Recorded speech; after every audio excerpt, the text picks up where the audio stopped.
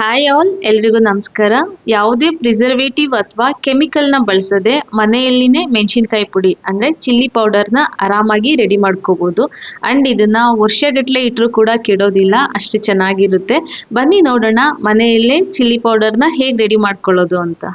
ನಾನಿಲ್ಲಿ 1/4 kg ಆಗುವಷ್ಟು ಒಣಮೆಣಸಿನ್ಕಾಯಿ ತೊಗೊಂಡಿದ್ದೀನಿ. ನೋಡಿ, ಈ ರೀತಿ ಇದೆ. ತುಂಬ ಖಾರ ಇರುತ್ತೆ ಇದು. ಇದರ ಜೊತೆಗೆ 125 ಗ್ರಾಮ್ ಆಗುವಷ್ಟು ಬ್ಯಾಡಿಗೆ ಮೆಣಸಿನ್ಕಾಯಿ ತೊಗೊಂಡಿದ್ದೀನಿ. ಅಂದರೆ ಕರೆಕ್ಟಾಗಿ 1/4 kgನಲ್ಲಿ ಅರ್ಧ ಭಾಗ. ನಾವು ಖಾರ ಮೆಣಸಿನ್ಕಾಯಿ ಎಷ್ಟು ತೊಗೊಂಡಿರ್ತೀವೋ ಅದರಲ್ಲಿ ಅರ್ಧ ಭಾಗದಷ್ಟು ಬ್ಯಾಡಿಗೆ ಮೆಣಸಿನ್ಕಾಯಿನ ತೊಗೋಬೇಕು. ನೀವು ಜಾಸ್ತಿ ಕ್ವಾಂಟಿಟಿನಲ್ಲಿ ಕೂಡ ಮಾಡಿಸ್ಕೊಂಡ್ರೂ ಅಳತೆ ಪ್ರಮಾಣ ಕರೆಕ್ಟಾಗಿರಬೇಕು. ಖಾರ ಮೆಣಸಿನ್ಕಾಯಿ ಎಷ್ಟು ತೊಗೊಂಡಿರ್ತೀವೋ ಅದರಲ್ಲಿ ಅರ್ಧ ಭಾಗ ಬ್ಯಾಡಿಗೆ ಮೆಣಸಿನ್ಕಾಯಿನ ತೊಗೊಂಡಿರಬೇಕು. ನಾನು ಇವತ್ತೇ ಮೆಣಸಿನ್ಕಾಯಿ ಪುಡಿನ ಮಿಲ್ಲಿಗೆ ಹೋಗಿ ಮಾಡಿಸ್ಕೊಳ್ಳೋದ್ರಿಂದ ಬೆಳಿಗ್ಗೆ ಒಂದು 10:30ಯಿಂದ 4 ಗಂಟೆವರೆಗೂ ಬಿಸಿಲಲ್ಲಿ ಒಣಗಿಸ್ಕೊಂಡಿದ್ದೀನಿ. ಚೆನ್ನಾಗಿ ಒಣಗಿದ ನಂತರ ನಾನು ಖಾರ ಮೆಣಸಿನ್ಕಾಯಲ್ಲಿ ತೊಟ್ಟುನ 1/4 ಭಾಗದಷ್ಟು ಕಟ್ ಮಾಡ್ಕೊಂಡ್ಬಿಟ್ಟಿದ್ದೀನಿ. ಕೆಲವೊಬ್ರು ಹಾಗೆ ಬಿಡ್ತಾರೆ, ಇದು ನಿಮ್ಮ ಚಾಯ್ಸು. ಇಷ್ಟ ಇದ್ರೆ ಬಿಡ್ಬೋದು, ಇಲ್ಲ ಅಂತಂದರೆ ಈ ರೀತಿ 1/4 ಭಾಗ ಕಟ್ ಮಾಡ್ಕೋಬೋದು. ನಂತರ ನಾನಿಲ್ಲಿ ಸ್ಟವ್ ಮೇಲೆ ಒಂದು ಕಡಾಯಿನ ಇಟ್ಟು, ಕಡಾಯಿ ಕಂಪ್ಲೀಟಾಗಿ ಹೀಟ್ ಆದಮೇಲೆ ಖಾರ ಮೆಣಸಿನ್ಕಾಯಿನ ಹಾಕ್ಕೊಂಡು ಒಂದು ಅರ್ಧ ಸ್ಪೂನ್ ಎಣ್ಣೆನ ಮೇಲೆ ಈ ರೀತಿ ಹಾಕ್ಕೊಂಡು ನಿಧಾನ ಉರಿನಲ್ಲಿ ಚೆನ್ನಾಗಿ ಹುರ್ಕೊಳ್ತೀನಿ. ಮೆಣಸಿನ್ಕಾಯಿನ ನಾವು ಕಡಾಯಿ ಒಳಗೆ ಹಾಕಿದ ತಕ್ಷಣ ಕೈ ಬಿಡದೆ ಈ ರೀತಿ ತಿರುಗಿಸ್ಕೊಳ್ತಾನೆ ಇರಬೇಕು. ಯಾಕೆ ಅಂದರೆ ಮೆಣಸಿನ್ಕಾಯಿ ಬೆಳಗ್ಗೆಯಿಂದ ಮಧ್ಯಾಹ್ನವರೆಗೂ ಚೆನ್ನಾಗಿ ಒಣಗಿರುತ್ತೆ. ನಂತರ ಇಲ್ಲಿ ಕಡಾಯಿ ಕೂಡ ಕಂಪ್ಲೀಟಾಗಿ ಹೀಟ್ ಆಗಿರುತ್ತೆ. ಆದ್ದರಿಂದ ಹಾಕಿದ ತಕ್ಷಣ ಈ ರೀತಿ ತಿರುಗಿಸ್ಕೊಳ್ತಾನೆ ಇರಿ, ಕೈ ಬಿಡಬೇಡಿ.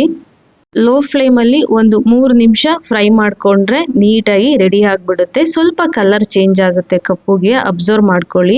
ಆ ಥರ ನಮಗೆ ಕಪ್ಪು ಬಣ್ಣ ಕಾಣಿಸಿದ ತಕ್ಷಣ ಸ್ವಲ್ಪ ತೆಗೆದ್ಬಿಡಿ. ನೋಡಿ, ಈಗ ಕಾಣಿಸ್ತಿದೆಯಲ್ಲ, ಈ ರೀತಿ ಕಾಣಿಸಿದ ತಕ್ಷಣ ತೆಗೆದ್ಬಿಟ್ಟು ಒಂದು ದೊಡ್ಡ ತಟ್ಟೆಗೆ ಹಾಕ್ಕೊಳ್ಳಿ. ಮೆಣಸಿನ್ಕಾಯಿ ಪುಡಿ ಮಾಡಿಸೋದಿನ ಬಿಸಿಲಲ್ಲಿ ಒಣಗಿಸೋದನ್ನ ಮರಿಬೇಡಿ. ಕಂಪ್ಲೀಟಾಗಿ ಒಣಗಿಸಿದ ನಂತರನೇ ಸ್ವಲ್ಪ ಫ್ರೈ ಮಾಡ್ಕೊಳ್ಳಿ. ಈಗ ಇದು ರೆಡಿ ಆಗಿದೆ. ಇದೇ ಕಡಾಯಿಗೆ ನಾನು ಬ್ಯಾಡಿಗೆ ಮೆಣಸಿನ್ಕಾಯಿನ ಹಾಕ್ಕೊಂಡು ಒಂದು 3 ನಿಮಿಷ ಲೋ ಫ್ಲೇಮಲ್ಲೇ ಸ್ವಲ್ಪ ಆಯಿಲ್ ಹಾಕ್ಕೊಂಡು ಫ್ರೈ ಮಾಡ್ಕೊತೀನಿ. ಬ್ಯಾಡಿಗೆ ಮೆಣಸಿನ್ಕಾಯಿ ಹಾಕೋ ಉದ್ದೇಶ ಏನಪ್ಪ ಅಂದರೆ ಲೈಟಾಗಿ ಸ್ವಲ್ಪ ಖಾರ ಇರುತ್ತೆ, ಜೊತೆಗೆ ಕಲರ್ ಇರುತ್ತೆ. ಆದ್ದರಿಂದ ನಾವು ಬ್ಯಾಡಿಗೆ ಮೆಣಸಿನ್ಕಾಯಿನ ಸೇರಿಸ್ಕೋಬೇಕು.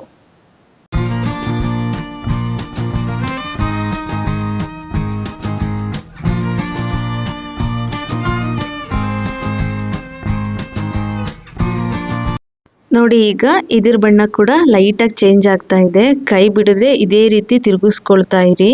ಯಾವುದೇ ಕಾರಣಕ್ಕೂ ಮೀಡಿಯಂ ಫ್ಲೇಮ್ ಅಥವಾ ಹೈ ಫ್ಲೇಮ್ ಮಾತ್ರ ಇಟ್ಕೊಳ್ಳೋದಕ್ಕೆ ಹೋಗಬೇಡಿ, ಸೀದೋಗ್ಬಿಡುತ್ತೆ. ಸೀದೋಗ್ಬಿಟ್ರೆ ಟೇಸ್ಟ್ ಚೆನ್ನಾಗಿರೋದಿಲ್ಲ. ಈಗ ಇದು ರೆಡಿ ಆಗಿದೆ. ಇದನ್ನು ಕೂಡ ನಾನು ಒಂದು ದೊಡ್ಡ ತಟ್ಟೆಗೆ ಹಾಕ್ಕೊಳ್ತೀನಿ. ನೋಡಿ, ಈ ತಟ್ಟೆಲಿ ಹಾಕ್ಕೊಂಡಿದ್ದೀನಿ. ಸ್ವಲ್ಪ ತಣ್ಣಗಾಗೋ ತನಕ ಬಿಟ್ಬಿಡಿ. ತಟ್ಟೆಗೆ ಹಾಕಿದ ತಕ್ಷಣ ಏನಿಲ್ಲ ಅಂದರೂ ಒಂದು 15 ನಿಮಿಷ ತನಕ ಬಿಟ್ಬಿಡಿ.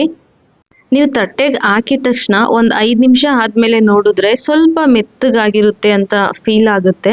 ಅದೇ ಒಂದು 15 ನಿಮಿಷ ಬಿಟ್ಬಿಡಿ, ಕ್ರಿಸ್ಪಿಯಾಗಿ ಆಗಿರುತ್ತೆ. ಒಂದ್ಸರಿ ನೀವು ಟೆಸ್ಟ್ ಮಾಡಿ ನೋಡಿ. ನಂತರ ನಾನಿಲ್ಲಿ ಕೈಗೆ ಒಂದು ಕವರ್ನ ಹಾಕ್ಕೊಂಡು ಮೆಣಸಿನ್ಕಾಯಿನ ಸಣ್ಣದಾಗಿ ಕಟ್ ಮಾಡ್ಕೊತಿದ್ದೀನಿ. ಮಿಲ್ಲಿಗೆ ಹಾಕ್ಕೊಳ್ಳೋದಕ್ಕೆ ನಾವು ಈ ರೀತಿ ಮಾಡ್ಕೋಬೇಕು. ಒಂದು ವೇಳೆ ಜಾಸ್ತಿ ಕ್ವಾಂಟಿಟಿ ಇದ್ದಿದ್ರೆ ಸಣ್ಣ ಚೀಲದಲ್ಲಿ ಹಾಕ್ಕೊಂಡು ಜಜ್ಕೊಂಡಿದ್ರೆ ಆಗಿರ್ತಿತ್ತು. ಸ್ವಲ್ಪ ಕ್ವಾಂಟಿಟಿ ಇರೋದ್ರಿಂದ ನಾನು ಈ ರೀತಿ ಕಟ್ ಮಾಡ್ಕೊಳ್ತಿದ್ದೀನಿ. ಒಂದು ವೇಳೆ ಕವರ್ ಹಾಕೊಂಡಿರ ಬರೀ ಕೈಯಲ್ಲೇ ಮಾಡಿದ್ರೆ ಸಿಕ್ಕಾಪಟ್ಟೆ ಖಾರ ಆಗೋಗ್ಬಿಡುತ್ತೆ. ಆ ರೀತಿ ಮಾಡಬೇಡಿ. ಈ ರೀತಿ ಕವರ್ನ ಅಥವಾ ಒಂದು ಬಟ್ಟೆನ ಕೈ ಕಟ್ಕೊಂಡೇ ಕಟ್ ಮಾಡ್ಕೊಳ್ಳಿ. ಈ ರೀತಿ ಕಟ್ ಮಾಡಿಕೊಂಡು ಇದೇ ತಟ್ಟೆನಲ್ಲಿ 1 ಅವರ್ ಹೀಗೆ ಬಿಟ್ಬಿಡ್ತೀನಿ. 1 ಅವರ್ ಆಗಿದ ತಕ್ಷಣ ನಾನು ಮಿಲ್ಲಿಗೆ ಹೋಗಿ ಪುಡಿ ಮಾಡಿಸ್ಕೊಬರ್ತೀನಿ. ನೋಡಿ, ಇದನ್ನು ನಾನು ನಿನ್ನೆ ಸಂಜೆ ಮಿಲ್ಲಿಗೆ ಹೋಗಿ ಪೌಡರ್ ಮಾಡಿಸ್ಕೊಂಡು ಬಂದಿರೋದು. ಪುಡಿ ಮಾಡಿಸ್ಕೊಂಡು ಬಂದ ನಂತರ ಮನೇಲಿ ಈ ರೀತಿ ಒಂದು ದೊಡ್ಡ ತಟ್ಟೆಲಿ ಹರಡ್ಬಿಡ್ಬೇಕು. ಫುಲ್ ನೈಟ್ ನಾನು ಇದೇ ರೀತಿ ಬಿಟ್ಟಿದ್ದೆ.